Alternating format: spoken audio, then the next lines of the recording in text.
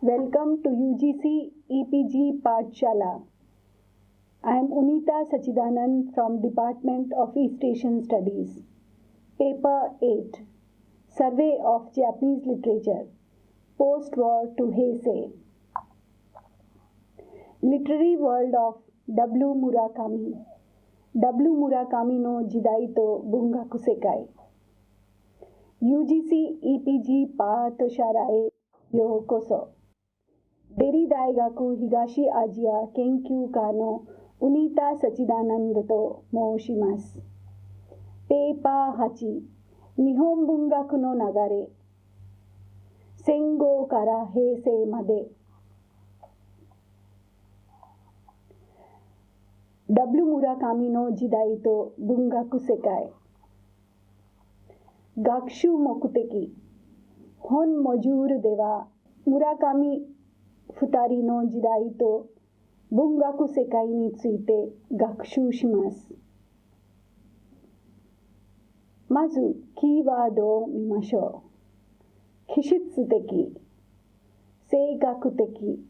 挫折感、連合的軍事権、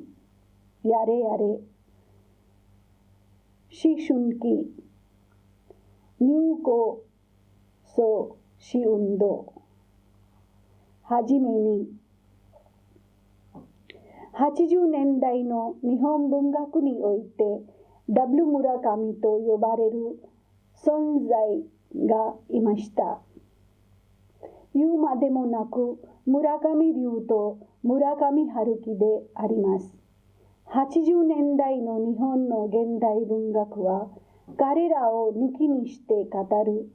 ことはできません。現在ほど村上春樹の世界的知名度が圧倒的ではなかったため、少女作で群像新人賞と芥川賞をダブル受賞することで連烈なデビューを飾った村上龍の名が先に挙げられます。龍春樹として両者は W. 村上と呼ばれています。なぜ同列に論じられていたのかというと、世代が近く、共通項が多く、見出させたからであります。このモジュールでは、2人の作風は違うか同じかについて学習します。W. 村上という呼び方はどうして生まれたかを知りながら2人の文学世界について勉強します。まず背景を見ましょう。村上龍と村上春樹は2人とも戦後生まれで、さらにアメリカ文学の影響を強く受けていることであります。村上龍は長崎県佐世保市出身で、多くの作品内で実際の米軍文化、アメリカの強さなどに触れています。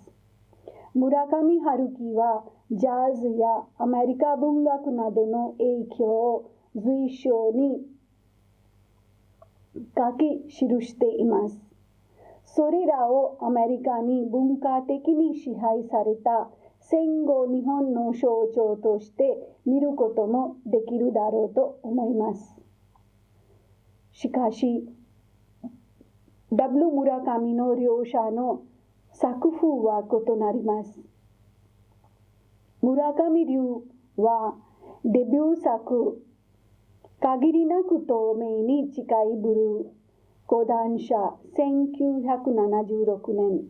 で描かれた性とドラッグの世界観は実体験をもとにしたものと言われ、愛と幻想のファシズムなどでより社会的リアリティに接近しようとしています。現実に向き合おうとして超現実的になってしまうのが村上龍の作品の見方もできるだろうと思います。一方、村上春樹は現実を描きながらもファンタジックな世界観を描き続け、さらに男女のドメスティックな関係に引きこもるようなところもあります。現実に向き合っているようでありながら、向き合っていないのが村上春樹作品の特徴とも言えよう。作風は異なりながらも、二人ともこれまでの日本文学の状況とは異なる新しさをまとった小説家であったからこそ、W 村上という呼称があり得たのであろうと思います。まず、村上春樹について勉強しましょう。ここ数年、ノーベル文学賞候補として毎回その名前が挙げられている村上春樹は、今や日本を代表する世界的な小説家であります。早稲田大学在学中にザズ喫茶を開いて生計を立てていました。1979年、風の歌を聴けで群像新人文学賞を受賞しまして、小説家としてデビューします。1987年に発表されたノルウェーの森が上下巻合わせて当時は300万部を超えるという空前のベストセラーとなり、これをきっかけに村上春樹ブームが起こりました。その他の主な作品に第4回ノマ文芸新人賞を受賞した羊をめぐる冒険、第21回谷崎潤一郎賞を受賞した世界の終わりとハードボイルドワンダーランド、第47回読売文学賞を受賞したねじ巻き鳥クロニクル海辺のカフカ、第63回毎日出版文化賞を受賞した1984などがあります。海外でもその人気は高く、2006年にフランスカフカ賞をアジア圏で初めて受賞し、以後日本の作家の中でノーベル文学賞の最有力候補とみなされています。台湾の炭鉱大学には村上春樹研究センターが設けられています。デビュー以来、翻訳も精力的に行い、多数の作家の作品を翻訳しています。また、随筆、紀行文、ノンフィクションなども出版しています。村上春樹は1949年、京都府生まれ、父は京都府長岡市の浄土宗西山派光明寺住職の息子、母は大阪千葉の商家の娘という生粋の関西人で、当然のことながら関西弁を使って暮らしてきましたと少年期について述べています。両親ともに国語教師であり、本好きの親の影響を受け、読書家に育つも、両親が日本文学について話すのにうんざりし、欧米翻訳文学に傾倒していました。親が購読していた川出消防の世界文学全集と中央公論社の世界の文学を一冊一冊読み上げながら10代を過ごしました。1968年に早稲田大学第一文学部に入学しまして演劇科へ進みます。在学中は演劇博物館で映画の脚本を読みふけり、映画脚本家を目指してシナリオを執筆などもしていましたが、大学へはほとんど行かず、新宿でレコード屋のアルバイトをしながら歌舞伎町のジャズ喫茶に入って日々を送ります。1971年に学生結婚、一時期文京区で寝具店を営む夫人の家に間借りします。デビュー作の風の歌を聴け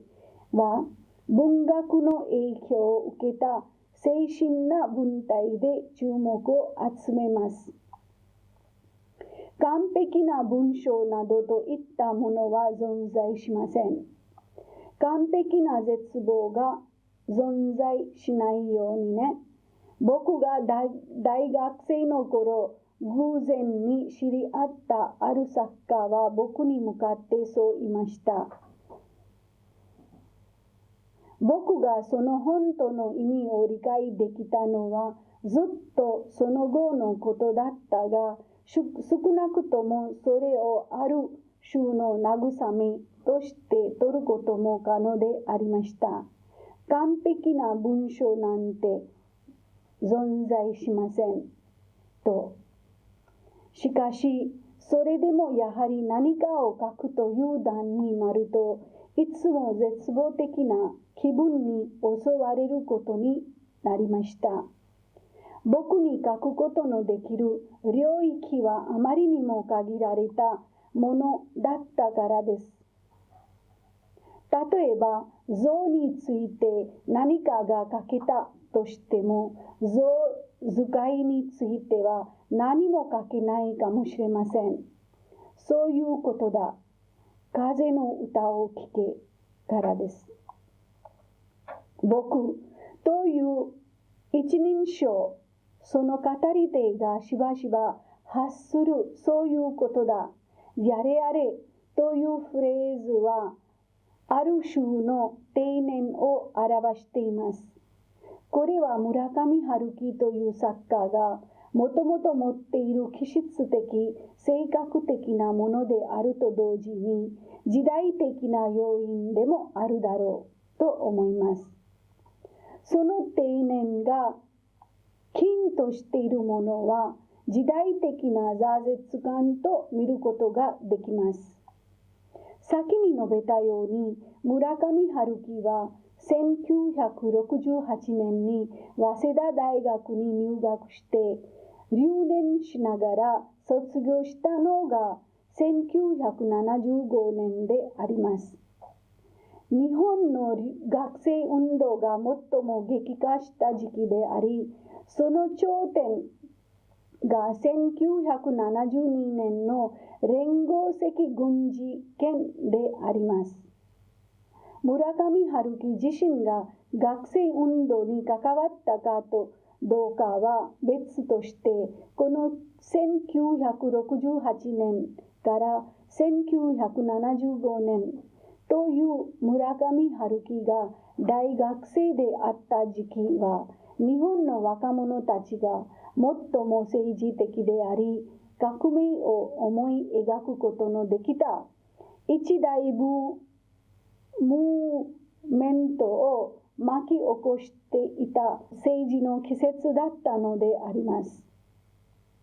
しかし、そのこと自体を諦めざるを得なくなった時代であり、その時代が敗退した定年こそがそういうものだ、やれやれといったフレーズで表現されたものなのであります。そしてこの定年の感覚は以後、政治のみならず日常生活を覆い尽くしています。複雑化したあらゆるシステムに対する一般的感覚にも結びつき、時代を経て、また国境を越えて共感されていくことになります。次に村上龍について勉強しましょう。村上龍は1950年生まれ、長崎県佐世保市出身で、この時期に思春期を迎えた若者の一人として、1968年に佐世保港にアメリカの原子力空母エンタープライズが入港した時の全日本学生自治会総連合全学連の入港阻止運動に感動します。上京後は米軍横田基地に近い東京都福生市に住みました。武蔵野美術大学在学中の1976年、自堕落な若者たちを描いた限りなく透明に近いブルーで第19回群像新人文学賞、同時に第70回芥川賞を受賞します。デビュー作で芥川受賞という登場の仕方で、その受賞作の内容もスキャンダラスな刺激があり、自身の小説をもとに映画制作も行うという分断の寵児でありました。飛行機の音ではなかった。耳の後ろ側を飛んでいた虫の羽音だった。ハエよりも小さな虫は目の前をしばらく旋回して暗い部屋の隅へと見えなくなった。天井の電気を反射している白くて丸いテーブルにガラス製の灰皿がある。フィルターに口紅のついた細長いタバコがその中で燃えている。洋梨に似た形をしたワインの瓶がテーブルの端にあり、そのラベルにはブドウを口に房を手に持った金髪の女の絵が描かれてある。グラスに注がれたワインの表面にも天井の赤い光が描かれて映っている。正面に大きな兄弟がある。その前に座っている女の背中が汗で濡れている。限りなく透明に近いブルーから。この小説は僕と龍の一人称で書かれており、目に映った光景をそのまま描写しているかのような文章であります。横田基地に近い福生市に居住していた時の体験をもとにして描いた自伝的な小説であり、セックスとドラッグに溺れ、バイオレンスに濡れた異常とも言える光景を主人公の龍はひたすらに見てしまいます。第二次大戦の敗戦後、20年以上経って戦勝国である強国アメリカのシステムによって働いている世界の一端を龍はひたすらに見、傍観し続けることしかできないという村上春樹の作品世界とは異なる定年を読み取ることもできよう。翌1977年6月には第2作海の向こうで戦争が始まる。第3作となる長編コインロッカーベビーズを書き下ろし、刊行し第3回ノマ文芸新人賞を受賞しています。以後、高校時代を描いた自伝的作品である69、日本を弱肉強食型の社会に変革しようと目論む秘密結社狩猟者の戦いを描いた愛と幻想のファシズム、SM 上を過激な性表現で描いた連作トパーズなどを刊行し、小説執筆の傍ら自作の映画化に取り組むなどの活動を行っています。パラレルワールドの日本を描いた5分後の世界、幻冬舎1994.3などを得て、69の続編である村上龍映画小説集は第24回平林太鼓文学賞を受賞します。このように羅列してみると、90年代後半から村上龍は文筆業のみならず、タレント的にテレビに出たり、映画監督として活躍したりと活動の幅を広げています。しかし、小説作品は日本の文壇内のみならず、社会的に問題作、話題作を発表し続けている最前線の作家であった。これから結論に入りましょう。結論。村上春樹と村上龍は2人とも戦後生まれの作家で、さらにアメリカ文化の影響を強く受けていることであります。